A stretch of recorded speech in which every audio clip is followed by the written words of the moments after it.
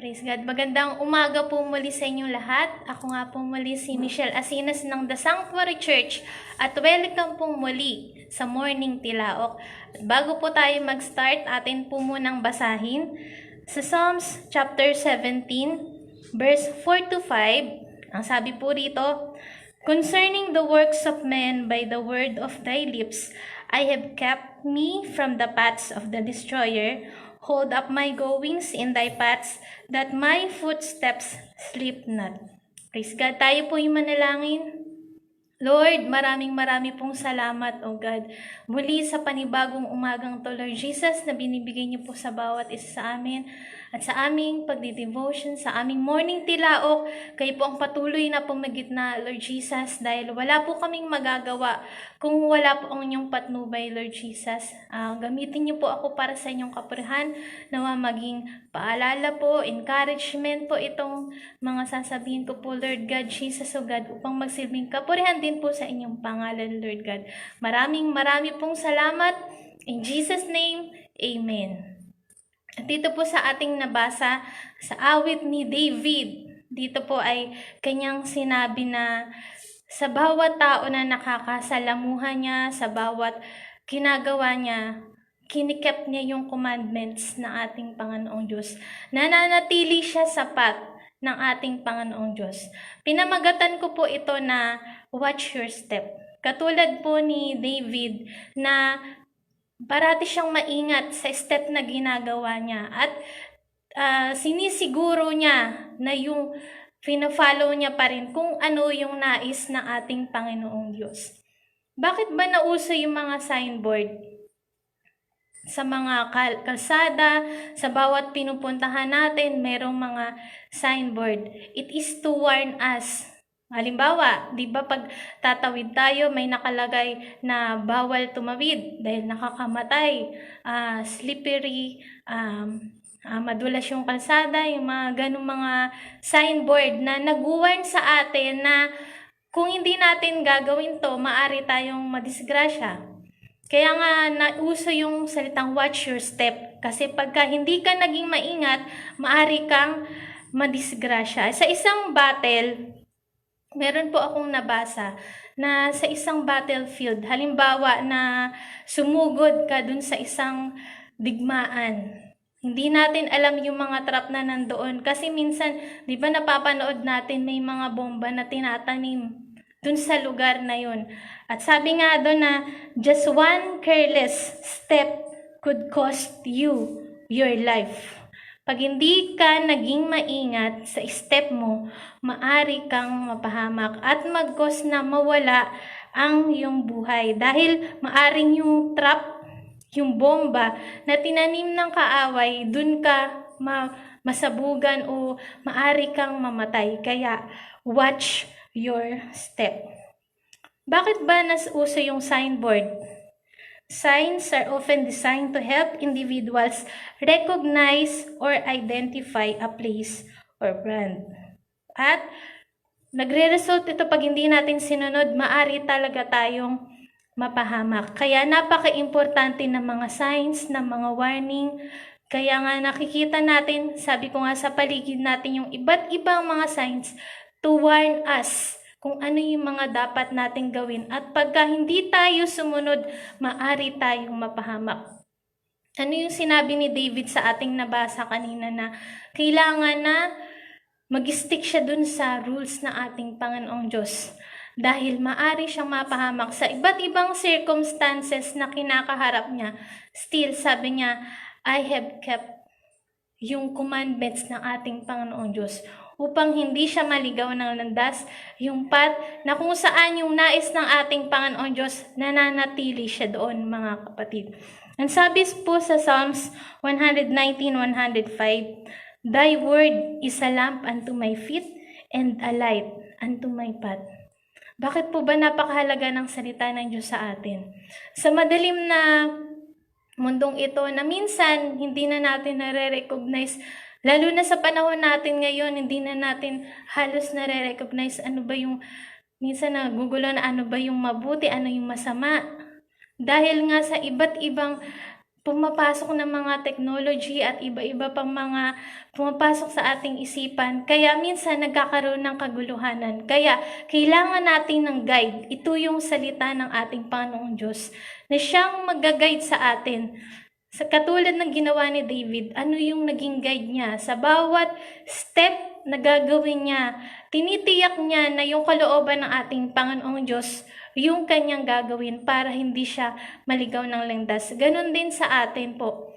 Kung ayaw nating matrap na mga gagawin ni Satan sa buhay natin, kailangan nating maging guide ang salita ng ating Panginoong Diyos. Kaya nga sabi sa salita, Thy word is a lamp unto my feet and a light unto my path. Siya yung magbibigay liwanag sa ating daraanan. Kaya napakahalaga na kung gusto talaga natin na magstay safe, still, kailangan mag-rely tayo sa nais ng ating Panginoong Diyos.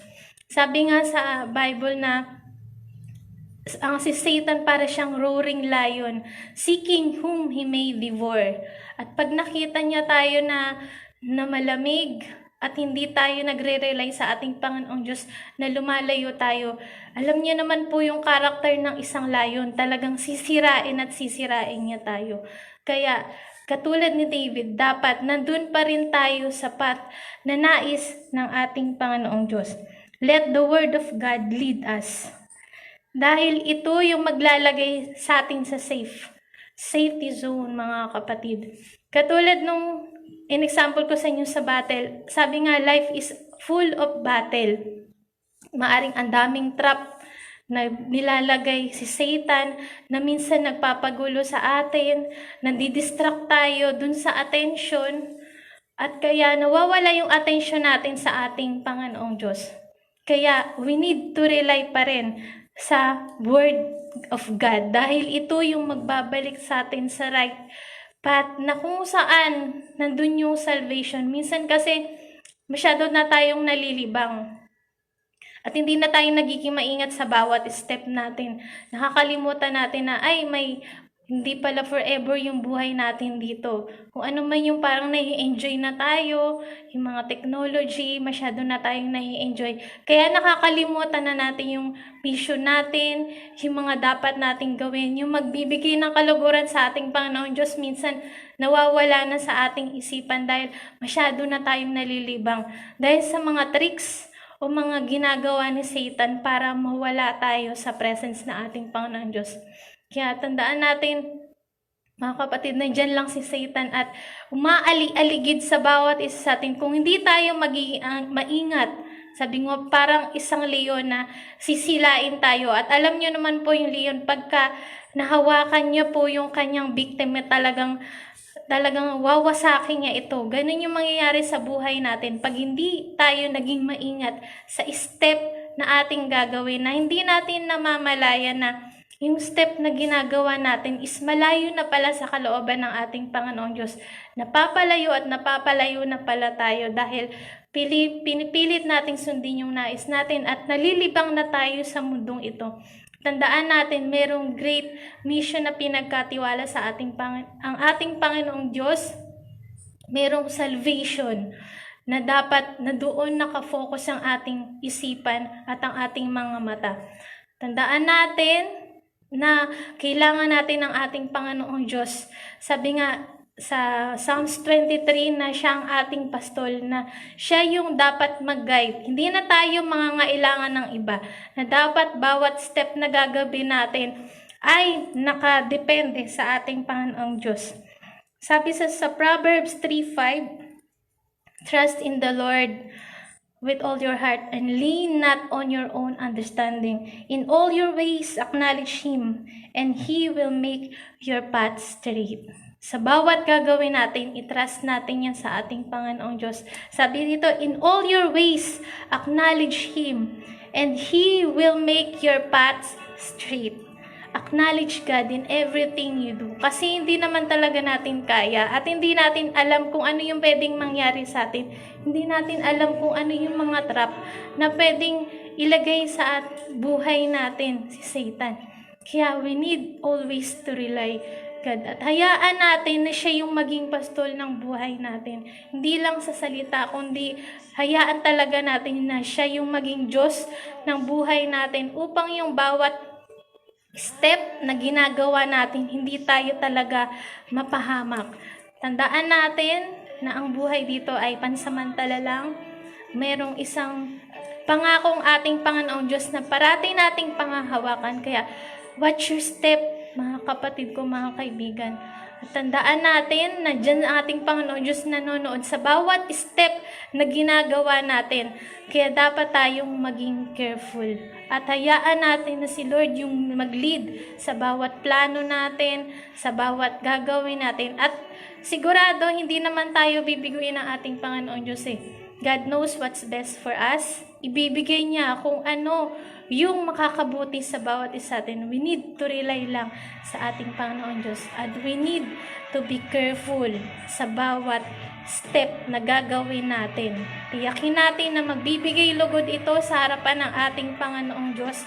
At tiyak na mapapabuti rin naman tayo kung magre-rely tayo sa nais ng ating Panginoong Diyos. Marami pong salamat at tayo po'y manalangin.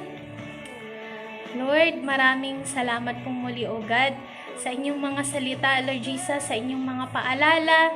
Salamat pong muli, O God. Tulungan niyo po kami, Lord, na maging maingat po sa bawat step na gagawin namin, Lord Jesus, upang magbigay po ng kapurihan sa inyong pangalan, Lord God, na bawat step na to, Lord Jesus, ay magre-result din po ng blessing sa bawat family po namin, sa bawat kaibigan po namin, Lord Jesus, at magbibigay po ng kapurihan sa inyong pangalan. Marami pong salamat. In Jesus' name, Amen. At marami pong salamat at God bless po sa inyong lahat.